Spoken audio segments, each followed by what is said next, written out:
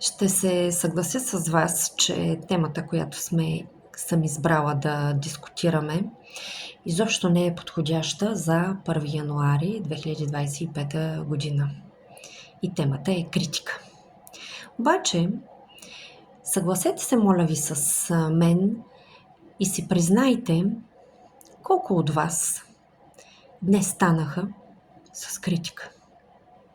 Колко от вас първото нещо, което направихте, след като се събудихте, е да критикувате? Колко от вас първо започнаха с критика? Колко от вас започнахте с осъждане? Колко от вас започнаха с обвинение? И какво е ново тогава на новата година? Ние сме си същите. Света си е същия.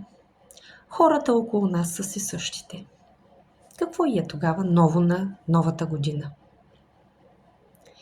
Ще посветя цялата седмица на новата година на темата за критиката.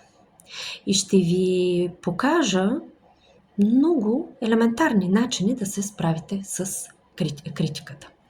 Първо, какво представлява критиката? Това е нашата способност ние да не приемаме нищо чуждо.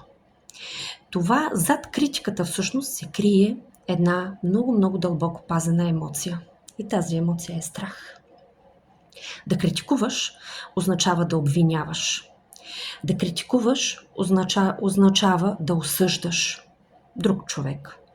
Неговото поведение, неговото държание, неговите думи, всичко това, което на теб не ти харесва. И кой си ти, че да го правиш? Да критикуваш означава да се бориш с чуждите навици. Тези, които не си ги създал ти, тези, които не ги поддържаш ти, тези, които ти нямаш нищо общо с тях. Да критикуваш означава да осъждаш нещо, което не е твое. Цялата седмица ще я посветя на критиката. И ще разберете много ценни и важни неща за критиката. И в следващото видео всъщност ще ви обясня защо критиката не може да промени чуждите навици.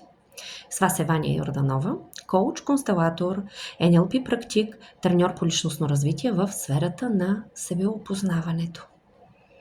Приятен ден!